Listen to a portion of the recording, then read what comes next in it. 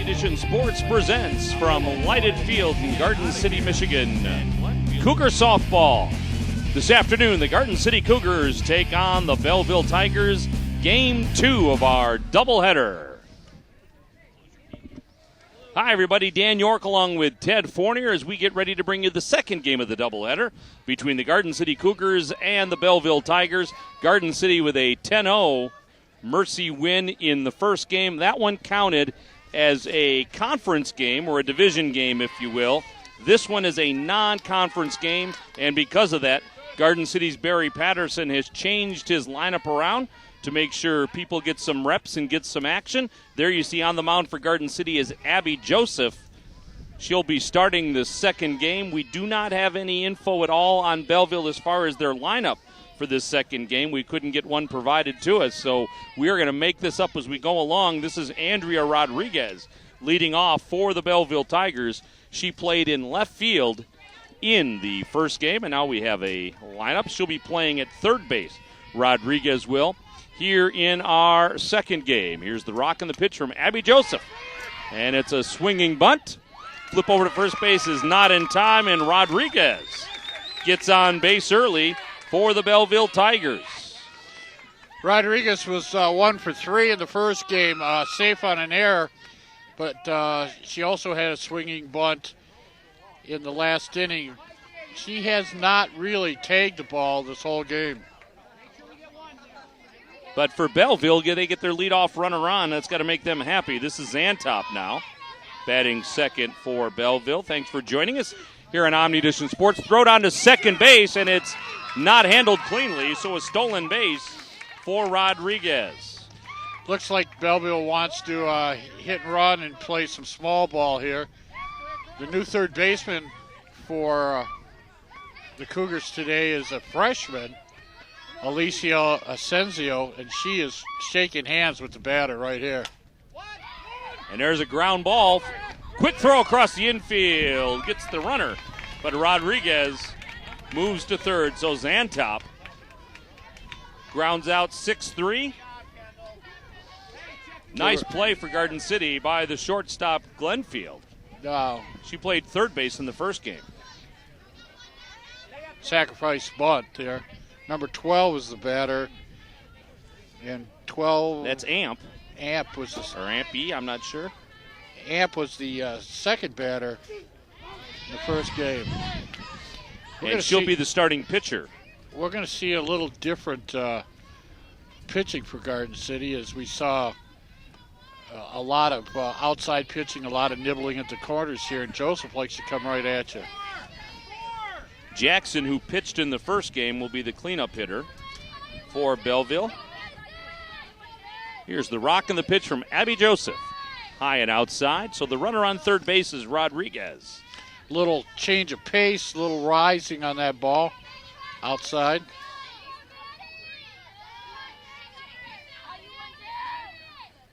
Amp went 0 for 3 in the first game, batting second.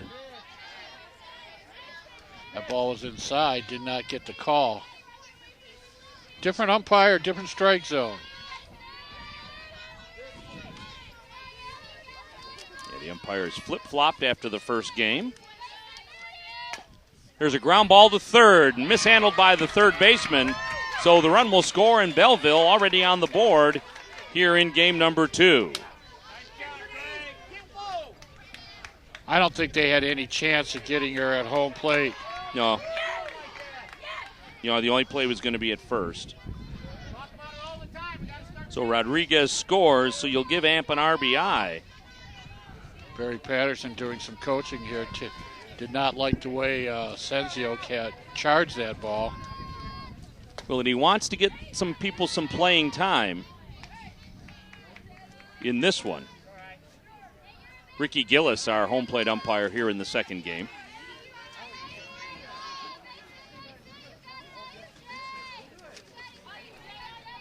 Jackson batted 6th in the last game. And she looks at a strike. Jackson 1 for 2 in the first game. Had a nice double. Showed a lot of speed. Yeah, she tattooed that first pitch. Swing and a miss by Jackson. Throw down to second base. Is on the second base side of the bag. And a stolen base for Amp. Carly Price, the catcher for Garden City. Price hesitated because she didn't see anybody covering the bag, and then when she did throw it down, it was too late. She really didn't rifle it down there. She kind of threw an excuse me pitch down there. That one's up high, so 2 balls and 2 strikes on Jackson.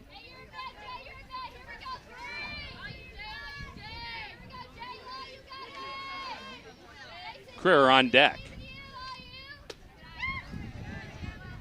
Full count. That rising pitch is coming across above the letters. Come on, Abby, win this battle. Abby Joseph on the mound for the Cougars. Joseph caught the first game. This one is popped up, foul over by us.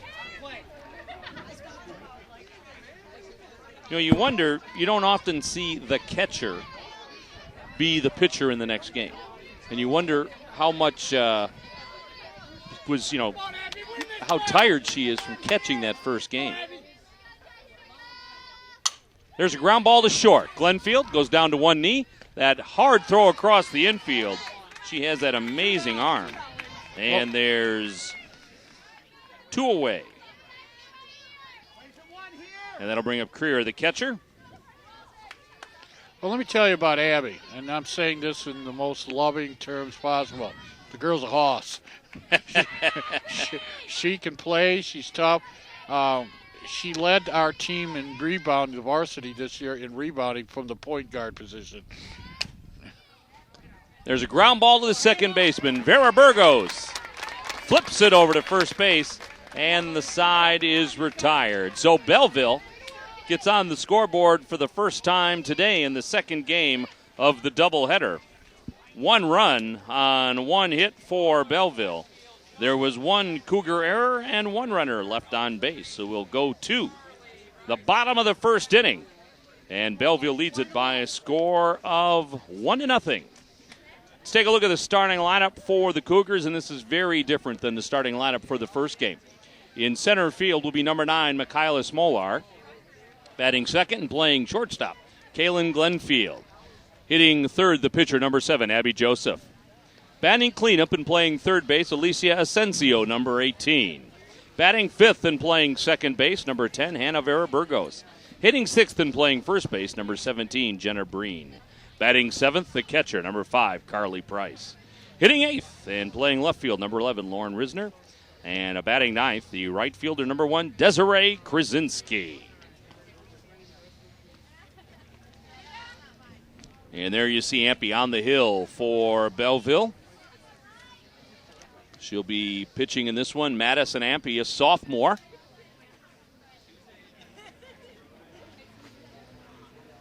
We don't know if it's Amp or Ampey. I apologize. We didn't have time in between games to gather that information. It's whatever you say it is, Dan.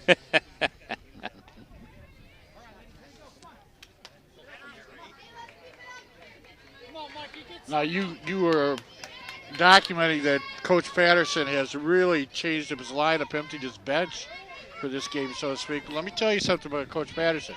He expects to win this game, even though absolutely. he's got his second-line players in there, and that's not an insult to these second-line players. That's how good these girls are. And there's one a little bit low. Michaelis Smoller, we call her Mikey. She pinch ran a couple of times in the first game. Courtesy ran, I guess I should say. She thought about a bunt. Pulled back in time, 2-0. If she gets it on the ground, she's hard to throw out. Left-hander for the Cougars. And she slaps it back to the pitcher. Ampey, a quick throw over to first base in time, and there's one up and one away, and that'll bring up Glenfield. She's got to make the pitcher go left or right. If the pitcher comes right at it, that's how you get her out. But if she can make the pitcher go to the left or go to the right, she is going to be more successful. So that'll bring up Glenfield. She had a good first game, and she popped this one up into center field. The wind looks like it got it, and it gets all the way to the wall, and Glenfield comes around second base, and she'll stay there. So a double for Glenfield. Glenfield had 4 RBIs in the winning contest for the Cougars in the opening part of this doubleheader. She had a couple of singles and a fielder's choice that drove in runs. That'll bring up the pitcher, Abby Joseph, and we'll have a right-hander facing a right-hander. Wind blowing out of the south, which is really home plate out to right and right center, and I think that had a little effect on that one because that got up into the air, and the center fielder, Zantop, had trouble tracking it.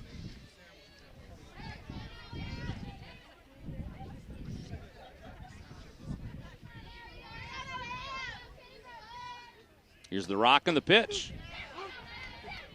Don't go and a called strike. Don't go straying too far up second base. Well, Belleville will throw that ball down there.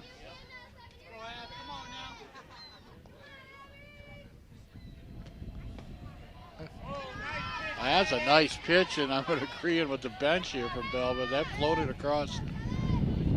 Tough one not to call a strike.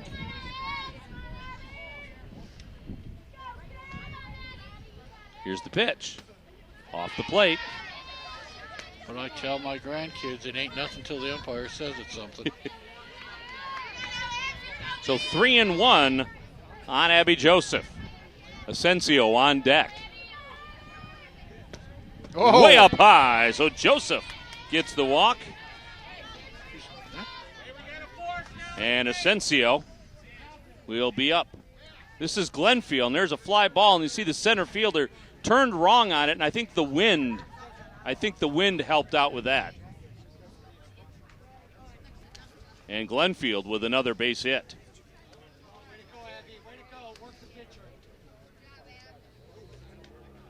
Caitlin McIntosh, I think, is the courtesy runner at first base. So McIntosh, who played second base in the first game, will run for Joseph so she can stay off the bases. And Asensio will bat for the first time today. Asensio, the freshman. Only freshman to make this team. Cougars 6-0 on the season. There's one grounded foul down the third base line. Turned on that one, didn't she? Well, let me tell you something. That bat was quick. You know, that bat came around home plate quick. Glenfield on second, courtesy runner on first. This one is pop foul the other way. Well, she got underneath that one. Is Eric Volt, our cameraman on the first base side, ducked out of the way of that one. I like Eric's look at her. Got a little hair going there. He's got a lot of hair going there. He's got enough for me, you, and I'm all in favor of that kind of look. Whoa, Asensio takes one close on the outside corner. Pretty good pitch from Ampey. I was going to say that Alicia looked like she hasn't seen a pitch she doesn't like, but she took that one. Vera Burgos on the deck. Here's a pitch. Ground ball foul. Past Barry Patterson. Here's the foul ball that our cameraman wasn't even close.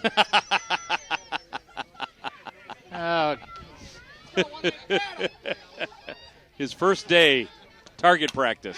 There's one ripped into left center field over the outfielder's head and gone. Alicia Asensio off the bench here in game number 2 with a 3-run homer. She forgot to shake Barry's hand there. That bat, she has a whip. That bat comes across the plate, and she got all of that one. Freshman. So the Cougars take a 3-1 lead. Belleville got on the board first, but Garden City triples them up.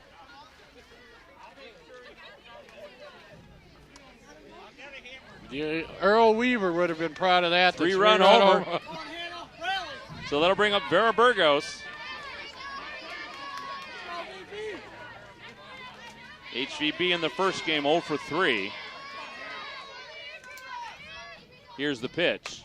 There's a ground ball to the second baseman. Barnes handles it cleanly, flips over to first base, and there's 2 away. Let's take a look at the home run by Asensio. You see the outfielder turn on it. I figured she had a beat on it, but that got out in a hurry, didn't it? Holy Toledo. That from that first swing I saw her, that bat just is a buggy whip coming across the plate. Jenna Breen, number 17, batting now for the Cougars.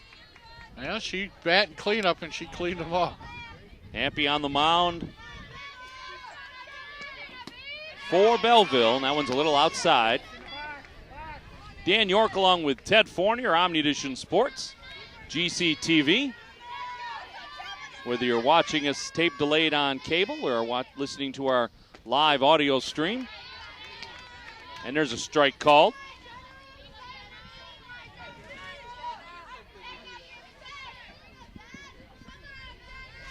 Carly Price, the catcher, on deck. So 3-1 on Jenna Breen, as Ampey tries to find her rhythm here in the first inning. Ground ball to third. Picked up by Rodriguez across the infield in time, and Garden City is retired. But not before they hang a 3 spot.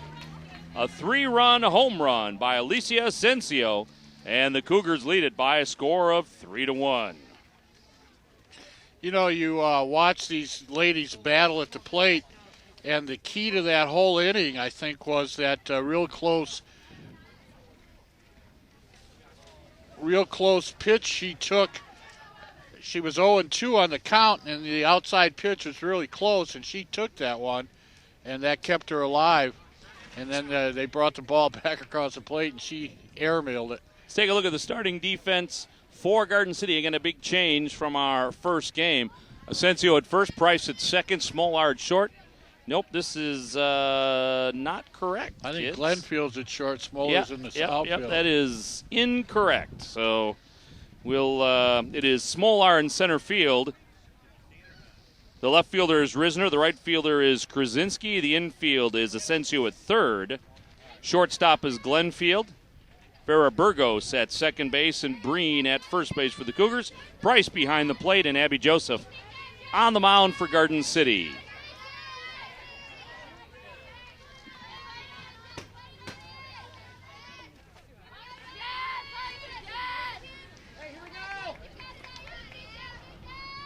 So here's the pitch from Abby Joseph. It's in the dirt. And this is Creer, I think. No, this is Sirac, my mistake. Sirac. Still haven't got the lineup onto my sheet yet. There's a bounding ball that Glenfield handles behind second base, and what a day for Glenfield. Well, like we talked about, Glenfield was the starting shortstop last year and had a very, very, very solid freshman year. Remember, when you're a freshman of a team that's in the Final Four in the state tournament, you're pretty good. Absolutely. So this is Barnes, the second baseman, number 1. And she looks at one a little up high.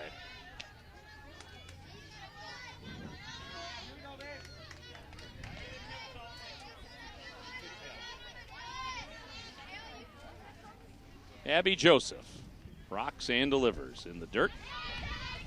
All the way to the screen. Again, Joseph a junior, so she still has one more year to play here at Garden City High School. And the Cougars this year at 6-0, hoping for big things in the tournament again this year. There's a strike called on the inside corner. I mean, I don't want to jinx them anyway, but I think they're the favorite to win the league championship. And so everything becomes getting better for that first weekend in June when the state tournament starts. And Garden City is a team that the district tournament's usually harder than their regional tournament. They usually play against some KLA schools like Stevenson and like Franklin. Franklin, let's face it, is usually a pretty solid softball team. There's a walk. So Barnes picks up a walk. First base runner of the inning with one down. And they'll bring up number 14, Perez. So everything matters on that first game there in the district tournament. And that's what these teams aim for. They prepare themselves for that. Daniela Perez, the batter, the right fielder. Looks like she might be able to put a charge into one if she can get around on it. And a strike called on Perez. Cougars won the first one 10-0. In 5 innings.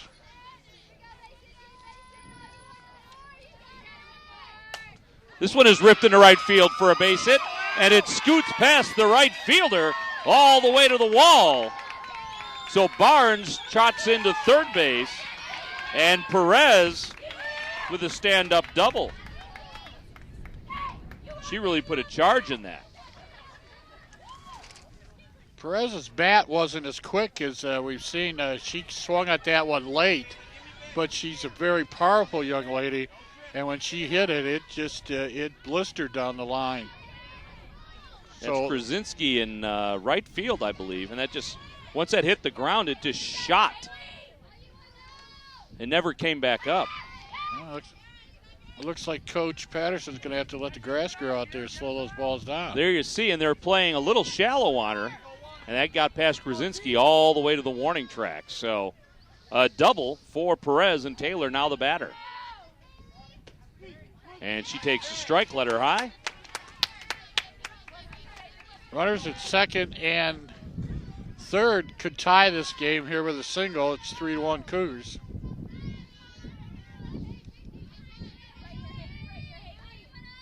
Swing and a miss. Swung at that one late.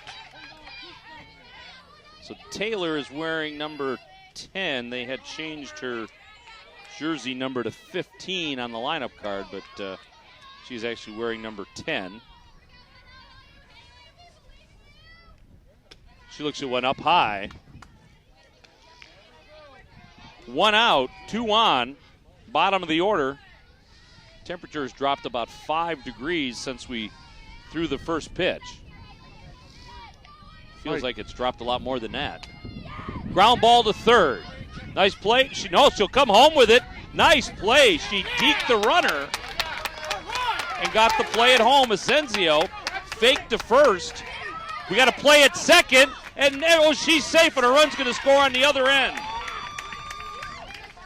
So. And Barry's not happy with that. The last thing you want to do is throw the ball around the diamond like you're having a warm-up practice, and you get that out at home, end the play, keep the runners where they are.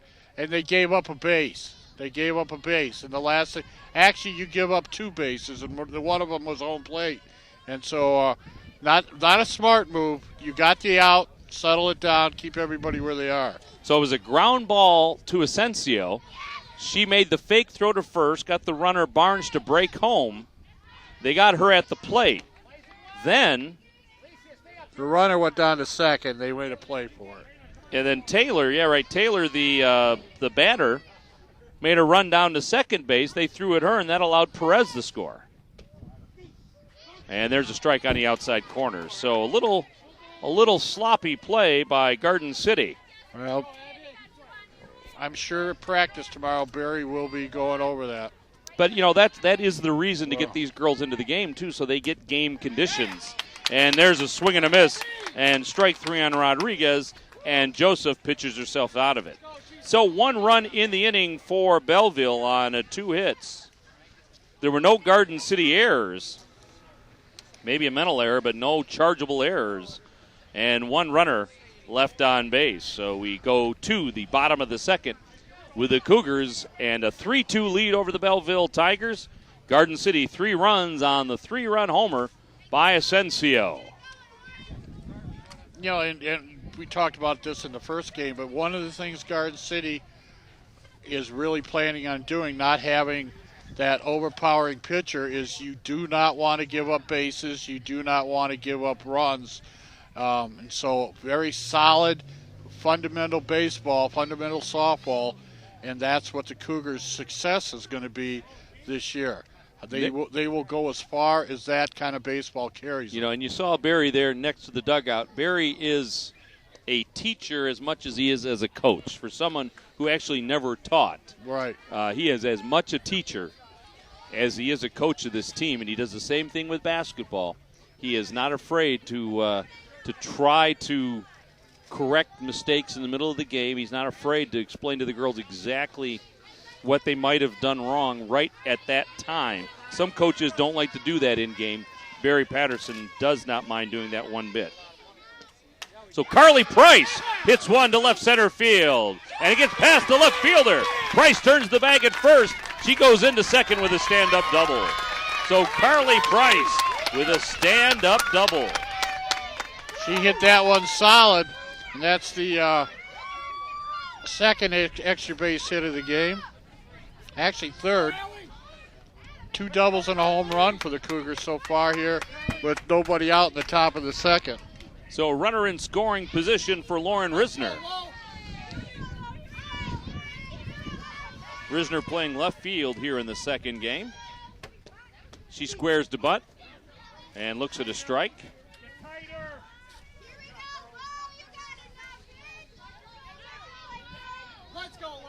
Risner, a junior. And she bunts it, but it goes foul, so 0-2 on Risner. Risner not a part of the varsity last year. There wasn't a whole lot of spots open on the varsity. No, there were not. No, there were not. Here's the rock and the pitch. I talked to Barry in the winter, and I said to him, so what do you got coming back? And he said, 16. Yep. Every bit of that. There are a lot of softball teams won't carry that many. So I think there's only really 2 newcomers on the team this year. Correct. Swing and a miss by Risner. That was an excuse me swing. That ball was 2 feet outside. And that'll bring up Kurzinski. Desiree with a couple of pinch running assignments in the first game. There you see the runner on second base is Price, 1 out. And Krasinski, the number 9 hitter, looks at ball 1. 3-2, Cougars on top. Second game of the doubleheader between the Cougars and the Belleville Tigers. Here's the pitch. And a strike called on the outside corner. I don't think I've ever seen 2 umpires with a slower right hand. I take video games against both of them if their hands that slow. There you see Price at second base. There's one in the dirt. 2 balls and 1 strike Desiree, on Krasinski. one of the better coachable young ladies that have come through the Garden City athletic program. Smolar on deck. Krasinski looks at ball 3.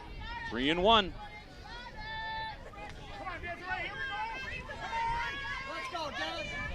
Second baseman and the shortstop deep. First and third baseman even with the bag. And that one is fouled off right at home plate.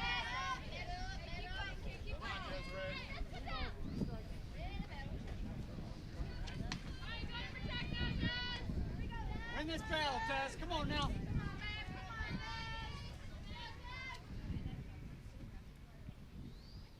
Breeze shifting a little over to the southeast. Here's a ground ball to third, handled cleanly across the infield, gets past the first baseman. Price turns the bag and she'll score, and on to second base goes Krasinski.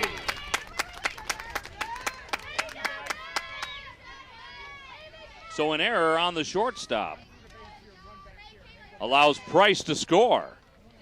Krasinski moves down to second base. There's 1 out, 1 in. And the top of the order now for the Cougars and Smolar. She's 0 for 1. Garden City gets that run back. She thought about a drag bunt, but lets it go, and it's a called strike. Now, if she can just touch this about 25 feet down the third base line, she'll be on.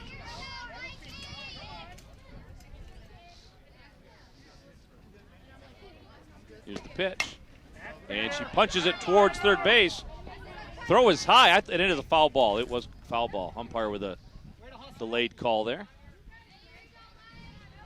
Rodriguez made a clean play, threw it away, but it was about a ball with foul at third base. Really close. Come on, Mikey, put it in play.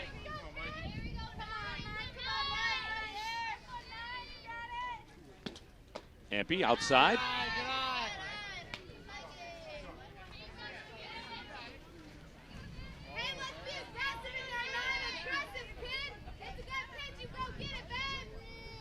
Here's the pitch. Ooh, in close. Almost hit her. Mike, Michaela just went down. He didn't wait for the call. She told the umpire it hit me.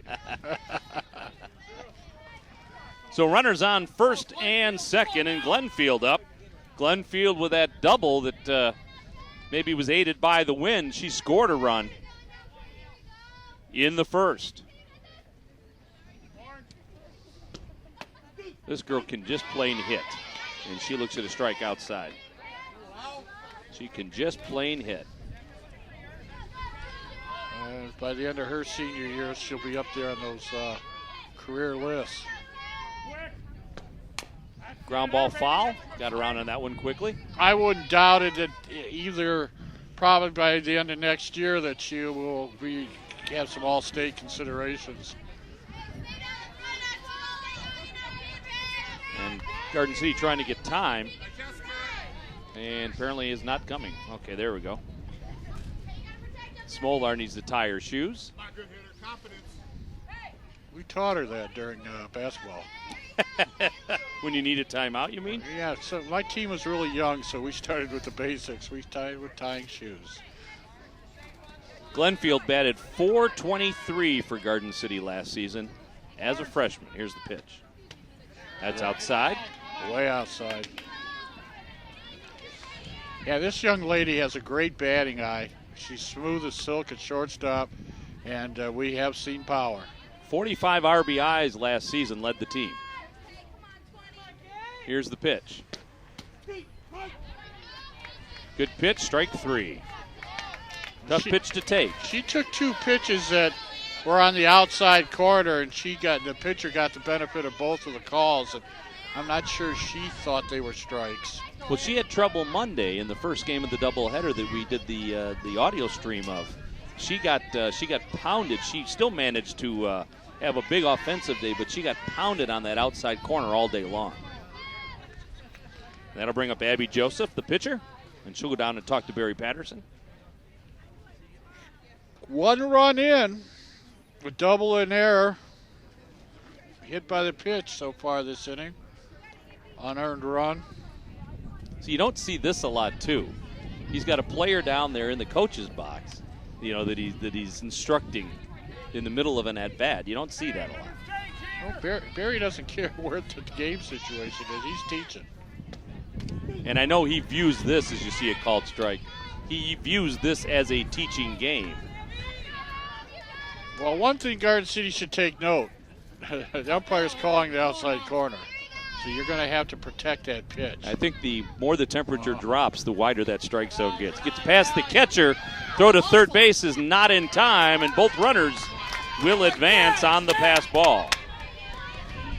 Actually, that's really a wild pitch, wasn't it? Ted, I'll let you decide whether that was a wild pitch or pass ball. Come on now. It was you're right. It was you're right? The wind now is totally shifted around to the east.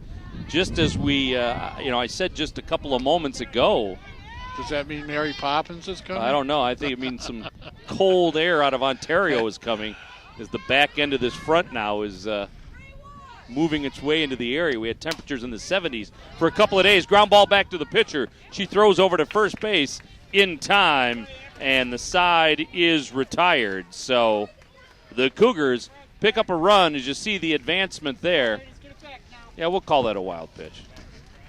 Cougars advance, but they do not score. One run scored in the inning for Garden City on one hit.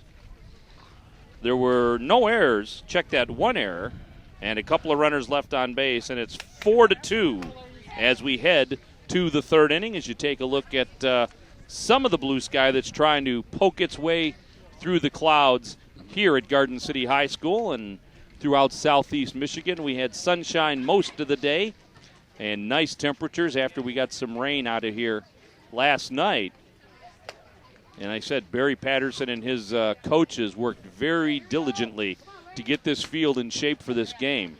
There you see the areas that they had to work on a lot prior to this one to get it in shape. It was I walked the field in the morning, and, of course, I made the phone call to everybody that the field was in great shape, and Barry came out and immediately went to that spot on the field and said, see, this is mush right here.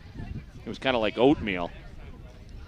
And that's what they had to worry about. They've got those, like you said, that miracle soil that dries it up. And, well, they don't really have any. They had to go improvise with some other stuff.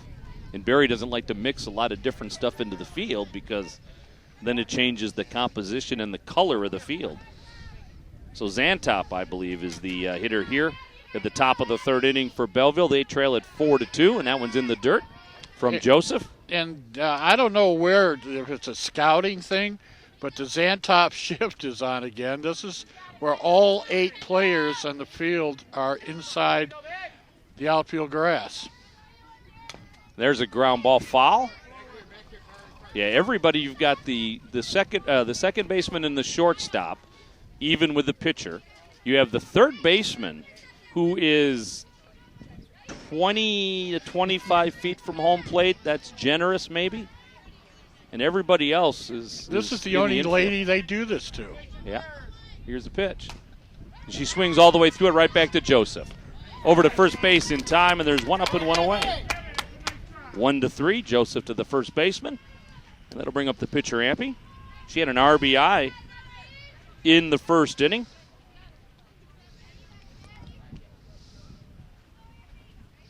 You must have given her a hit because I have her as E5. Well, I gave her the RBI. I gave her the error, but I thought the run was going to score anyways. Because the runner was on third base, I think, at that time. I see the wisdom of your call. Well, once in a while, and if I'm wrong, we're not under oath here. Oh, okay. And we're getting a little sprinkle here right now. Well, then somebody from the truck better run out here with an umbrella and keep us dry. Just hold it over your head. Yeah, hopefully this is just a little spritz. Doesn't look like much I see going blue on sky. There's a hole in the clouds up there. I believe forecasters and meteorologists call that a sucker hole. My wife told me it rained at 7:30. I don't know what time it is, but that's what she told me. In the morning? No, or it would rain. You know, when she came here, she told me rain at 7:30. Well, we should be out of here by then. Okay. Here's the pitch, a little high.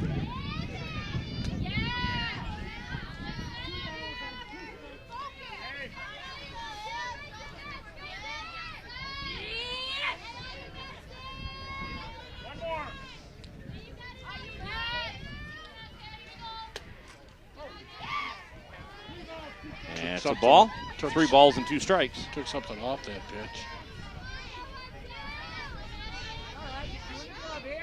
And it's not cold, but it's getting chilly enough that the pitcher might have a little trouble with the grip. There's a ground ball that will go foul. Sensio kind of laid back on that one. Probably didn't want to make the play anyways. Well, this is Asensio's first year on the varsity. Freshmen tend to not to be as aggressive as a walk. So Ampey picks up a walk, so she's been on base twice, and that'll bring up Jackson. Jackson playing right field in this one. Pitched a complete game in the first game, a 5-inning complete game. Here you see Abby Joseph. Here's the pitch. Swing and a miss.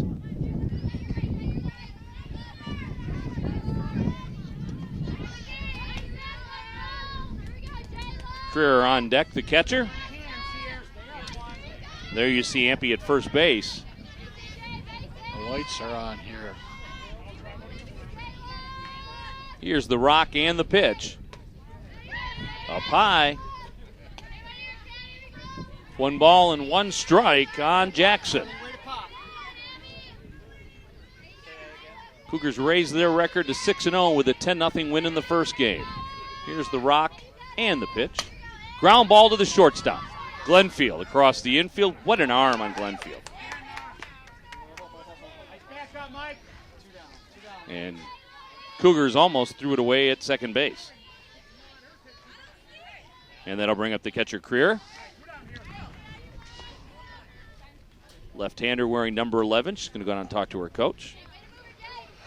She's checking the dugout because at the end of the half inning, when Coach Patterson came in, he was chirping, and when Barry's talking, things aren't good, things aren't right, and he was chirping, he was animated, and one of the things he was animated about was the extra throw on the play earlier in the last inning, and I was wondering if he was upset with that one. Center fielder for Garden City Small is shaded over towards right now. That's up high. Joseph throwing hard. That ball's rising on her, and it's rising out of the strike zone. Belleville's not biting on it. That ball looks like it's a strike, and it just keeps rising. That one stays down, and it's rocketed into right field, and it gets past the outfielder. Krasinski couldn't handle it. Appy will score. And going all the way to third is Creer. So a single for Creer, an RBI, an error on the right fielder allowing Creer to make it all the way to third. And what Desiree did wrong out there is she, instead of getting her body in front of the ball, she played it like a bullfighter, and she kind of reached out for it, like, with the cape, and it took an unfortunate hop to the right on her too, to make matters even worse. You gotta play that outfield a lot like an infield. You gotta get out in front of the ball, and if you don't catch it, at least your body will stop it. Well, especially when a right-hander sprays the ball to right field like that, it's going to have a lot of spin on it. The ball going to right field will always hook right. Right field is a much harder position to play than left field. Now watch this. See, it's got spin. Now she didn't misplay it, but it had a lot of spin on it. It didn't make it any easier for her at all. That one's inside. A lot of times when you in youth sports, you don't put your strong outfielder in right, but I've always been a proponent that you put your best fielder in right, because especially if you have an overpowering pitcher, batters don't get around on it. Mm-hmm. Left field might be the last place they hit the ball to. There's a ground ball beyond the reach of Glenfield, and a base hit and a run scored for Sirac.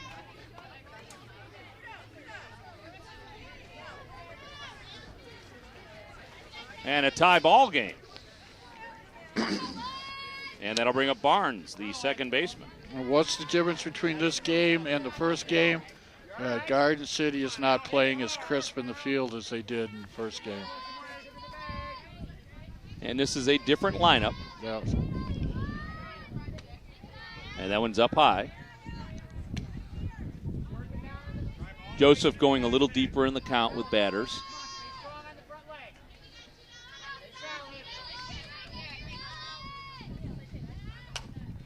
There's one hit into the gap between the center fielder and right fielder. That one's going to roll to the warning track. Sirac turns the bag at third. She'll score, no throw. And Belleville takes the lead 5-4. So Barnes gets it beyond the center fielder Smolar for a double. An RBI. Actually, she never left first base, Dan. She held on to first base. She never went. Oh, that's right. She stayed at first. Hit it far enough for a double. Oh, but, yeah. She ended up at first base. I'll be darned. She never went past first. There's a ground ball between short and second base for a base hit. So now Barnes is on second base. And Perez now on first. There's the fly ball, and Garden City playing shallow in the outfield. And Barnes got every bit of it, and you see Smolar never had a chance. Great job on replay. There you see Perez at first base. Barnes is at second. All this here is 2 out with the runner at first, no damage, and then 1, 2, 3, 4 hits in a row. And basically Belleville's hitting them where they ain't. It's their, that was a seeing eye single there that got to the infield. This is Taylor, and she pops it up. Vera Burgos has a beat on it. She gloves it, and the side is retired, but not before. Belleville picks up 3 runs in the inning and takes the lead. 3 runs on 4 hits. Looks like 1 Garden City error and a couple of runners left on base. We go to the bottom of the 3rd, and Belleville has jumped out to a 5-4 lead now. We thank them in the first game, but we want to thank them again for all of their hard work and dedication. Everything we do at GCTV is done with these volunteers, as you see the pop-up to end the top of the 3rd inning. And again, we brought everybody out yesterday to get all the cables run and the trailer delivered and all of the equipment checked out. My thanks to Jason Merrow and Christian Gibbons and Chris Pop for coming out yesterday. JT McBain also out for a little while yesterday. And add to that group today Brett George and Eric Volk and our man Furby, along with Evan Chapman and Chelsea Humphrey. Thanks to everybody coming out here today. Zach King, by the way, is the man we call Furby. Right now he's using very colorful language to yell at me from the trailer. As Asensio takes ball 1. Asensio with a 3-run home runner a first blast. time. You think she'll see a strike this at bat? Now they're going to pitch to her carefully.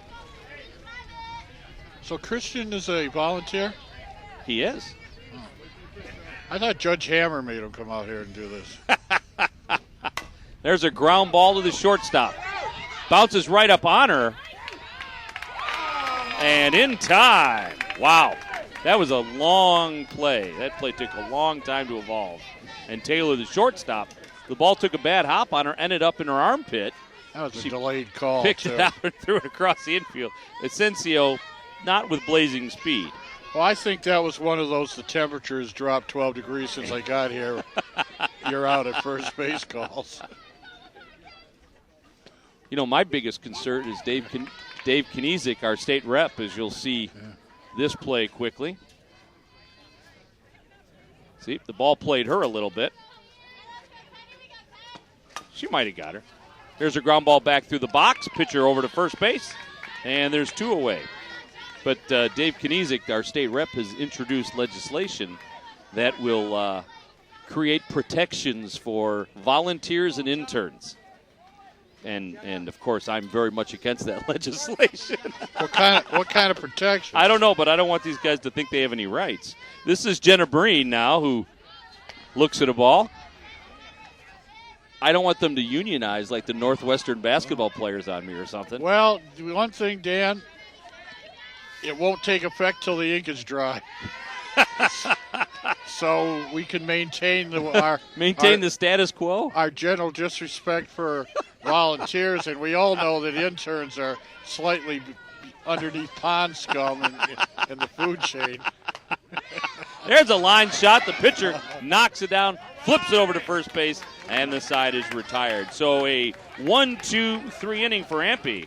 Garden City with nothing to show here in the 3rd. Ted runs the same setup down in Groseal that we have here in Garden City. Both Ted and I are completely and absolutely reliant on volunteers and interns to do this job. There you see the line shot. Ampey knocked it down, took her time, didn't lose her composure. Nice throw over to first base. And people watch this and it's like, this looks like regular TV. Well, it is, and this is done by guys who are either from Specs Howard or the University of Michigan Dearborn or Garden City High School volunteers. There you see, I think we've got a Michigan volunteer and Eric went to Specs, right, Gibby? Oh, Chelsea went to Central. Well, she's the oddball in the group in more ways than one. We usually girls don't last long here because these guys don't shower a lot. Their hygiene is a little questionable. That's why we have to give them clothes. That's part of their final exam, not showering. Well, I went into the truck and I thought they were growing bananas in there. I mean, it was like 150 degrees. Zach King was like there in a wife beater in his underwear because he was so warm. Well, I tell you what I've been enjoying is you've been posting a lot of retro PSAs about your 30 years of service here, and I find them quite interesting.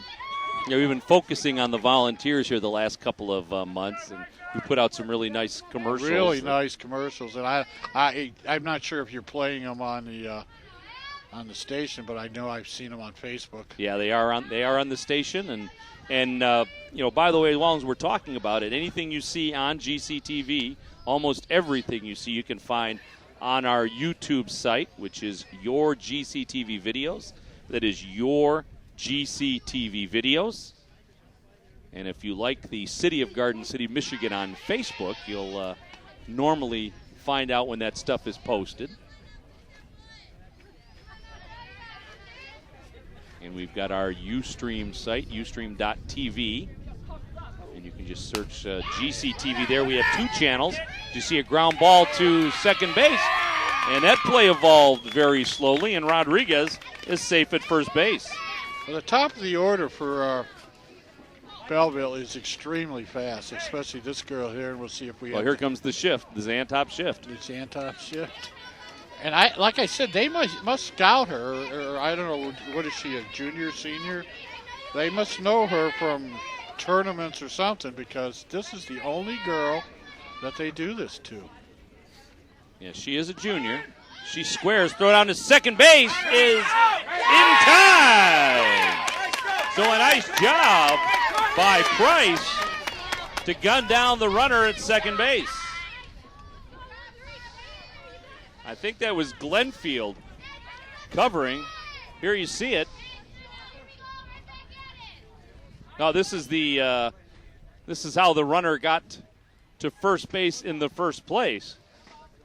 And now she's thrown out at second. So Xantop's still the batter with 1 out now.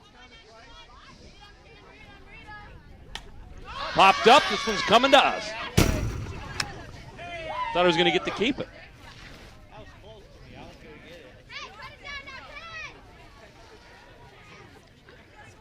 I knew we were safe.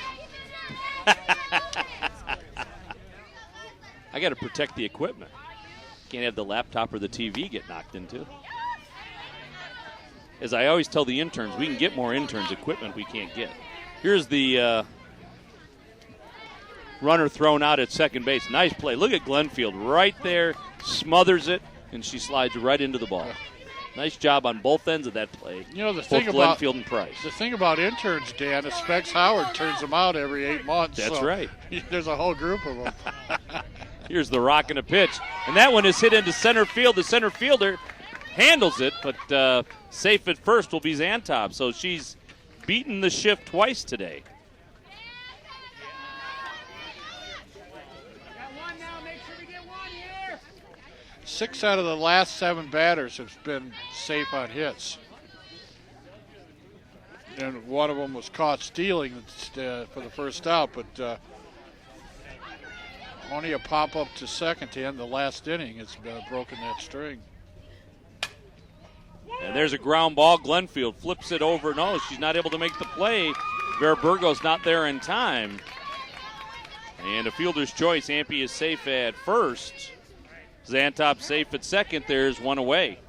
So a little miscommunication there by the Cougars. Oh, Mr. Patterson is questioning why the second baseman wasn't there.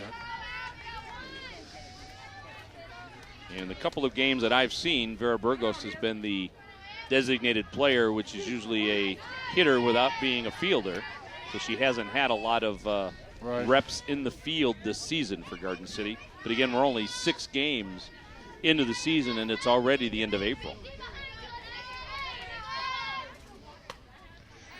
case you're wondering, nope, ball one and two. Go ahead. These girls get out playing softball like the second week of March in the gym, and the first games are scheduled like March 27th, March 28th, 29th, and I can guarantee you there was more snow on the ground than normal.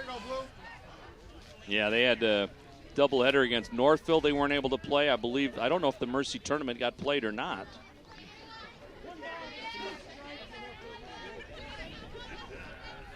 They're just not going to. Sometimes these girls get in as many as 30 games in a year, and they're certainly not going to get that in this year. And they're allowed to play days as opposed to games. Yeah, dates. Baseball, it's counted as games. But softball, because of the nature of the pitching, they're allowed to play 30 dates or 35 dates or whatever it is. So if you play 3 or 4 games in one day in a tournament, that's all right. This one is hit into left field. Left fielder tracking it. It'll get over her head all the way to the wall. Zantop turns the bag at third. She'll score.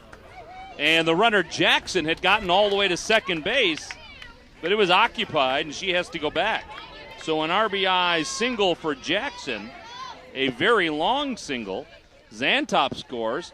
Belleville is up 6-4 now. Ampey at second base. Ampey clogged up the bases for Jackson.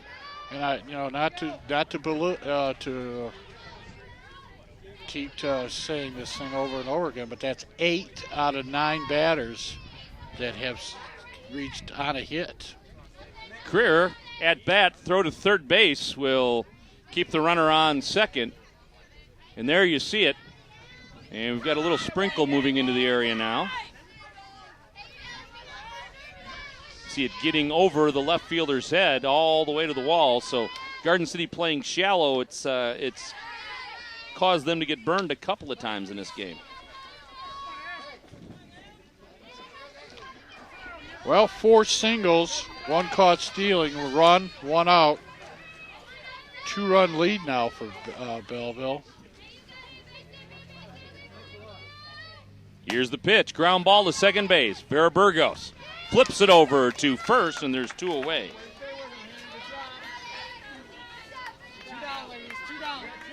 And that'll bring up Sirac.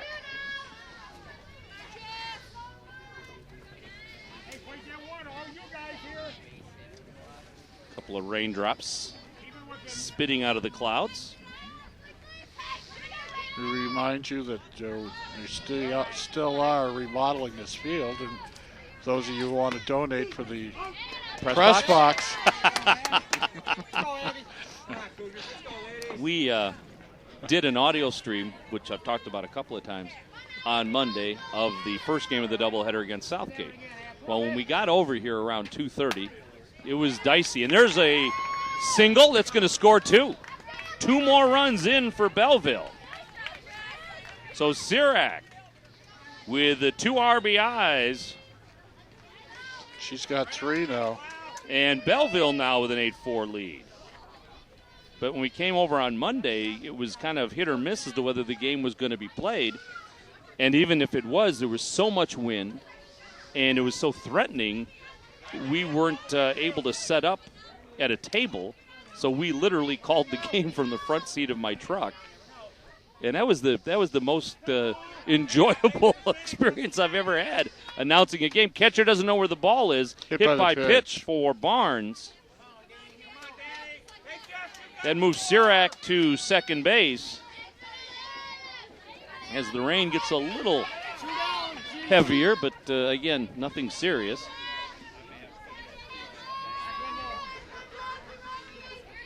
And that'll bring up Perez, the right fielder. This one's in the dirt. Throw to third base on a delay, and they're going to get her. And if they didn't get her the first time, they got her the second time. So Perez will lead off the 5th as Sirac on the delay took off for third. The catcher Price made the throw down to the third baseman. And whether or not they had her at first, they had her after she overran the bag. Let's see. At that point, the umpire has not made a call, and she probably didn't even make the tag there. And there you see the umpire make the call after she overruns the bag. So 3 runs in for Belleville and an 8-4 lead for the Tigers over Garden City. Here in the 4th for the Cougars, it'll be Price, Risner, and Kurzinski. 7, 8, and 9 batting for the Cougars. Belleville is slapping the ball just all over the field here. 10 out of the last 15 batters have reached.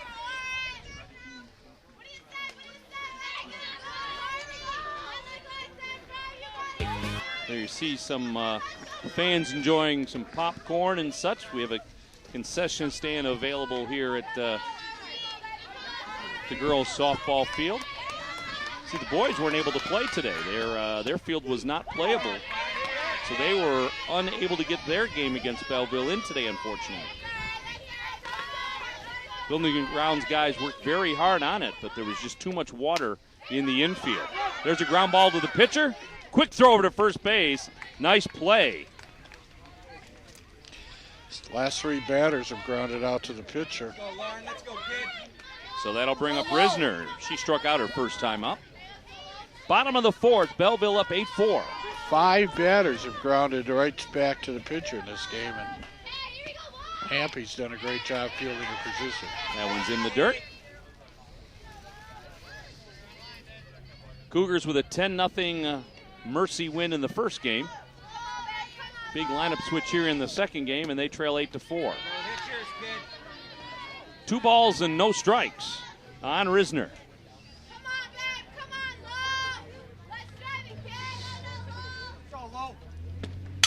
There's one ripped into the outfield for a base hit. Center fielder Zantop goes to a knee, fires it back in, but a solid base hit for Lauren Risner. That'll bring up Krasinski. Dez was safe on an error. Desiree with a .385 on-base percentage last season. Batted .273 for the Cougars in a non-starting role. And there's a strike called, and Risner goes back to first base.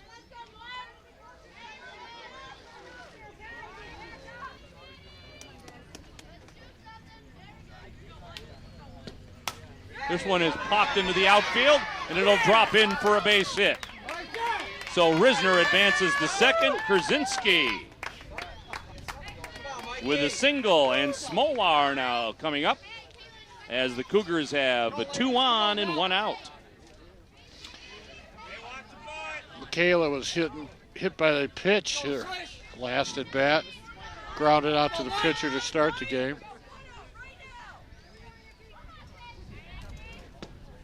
Ground ball. Pitcher makes a nice play. She'll go to third base and get the force. Great defensive play by Empey.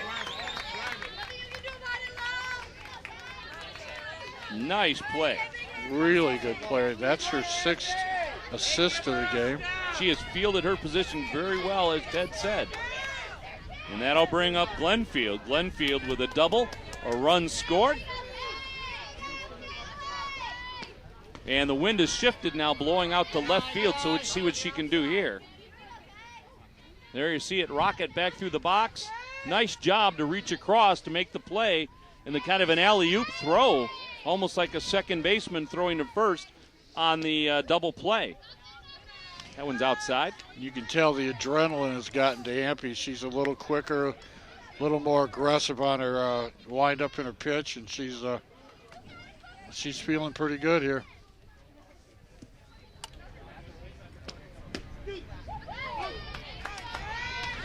And there's a strike called on Glenfield. Now, Glenfield does not like these calls. She has been... well,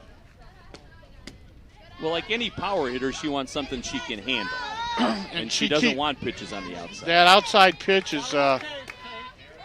sometimes you just have to adjust. If that's what they're going to give you, you have to move your feet around a little bit and just drop it into right field.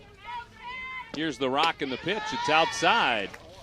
So a walk on Glenfield. So bases loaded for Garden City with 2 down. And Abby Joseph, the pitcher, comes to bat. She had a double and a run scored in the first. This is a big at bat right now here. You're at that point of the game. You're down 4. Bases are loaded. Even a 2-run single here gets you right back in the game. And so this is a critical at bat. Joseph is 14th in school history in RBIs with 78. And that was through her first 2 seasons, her freshman and sophomore year. And a lifetime .416 hitter. She's capable of depositing this one up on the hill. And she can help herself out right here. So 2 balls and no strikes on Abby Joseph. Bases loaded, 2 down. Patience now, patience. Don't be over aggressive. Make her Cougars come trail in. 8-4. Way outside. She was tempted. She wanted one there. 3-0. This one better be a beach ball floating across the plate before I swing at it. So Ampey in danger of walking home a run. Here's the rock and the pitch. There's one right down Main Street. 3 balls and a strike. So a hitter's count right here for Abby Joseph. In the first game, she was 1 for 2 with a run scored. She walked a couple times, too. There it is. Up high, ball 4. So an RBI for Joseph. Let's go, 1-8. And a run scores, and Garden City pulls within 3. Now this is another critical bat. You have a freshman who's already hit one, and now you don't want her to be over anxious. I mean, she's thinking I can tie this one up. Looks like McIntosh is going back into the game here. Allie Lynn. She'll run for Joseph. Allie Lynn. So Asensio, the batter. And we're going to try it again. Let's see. Now who was it? Now Kayla McIntosh. It is right McIntosh. Yeah. All right. Yep. Asensio, who hit one out of here in the first inning, now has a chance. All you need is a single here. You need a single. And I looked down at Barry Patterson, and he didn't even look at her. And he kind of waved the hit sign at her like, what else are you going to do right here? 2 down, bases loaded. Power hitter at bat. We're going to see what kind of player Asensio is right here. Took one on the inside corner. That's a tough pitch to hit, but it's a strike. It's a pitcher's pitch. You can paint that inside corner on these power hitters. They can't get their bat, their arm stretched out. Here's the rock. Here's the pitch. Ripped down the line, but foul and out of play. Notice now, she's hit 3 foul balls today. Look how far ahead of him she is. Absolutely.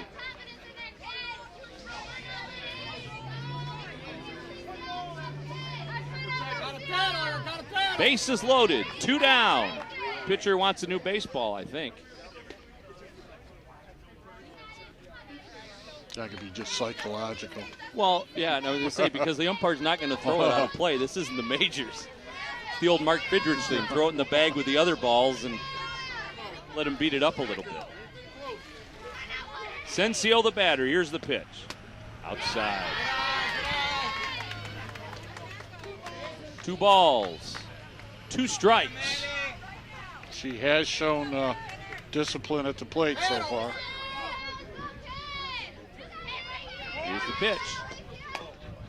Ground ball fouled on the third base line.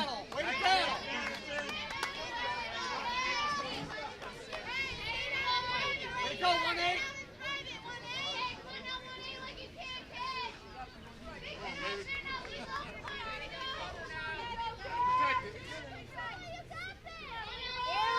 2-2 pitch.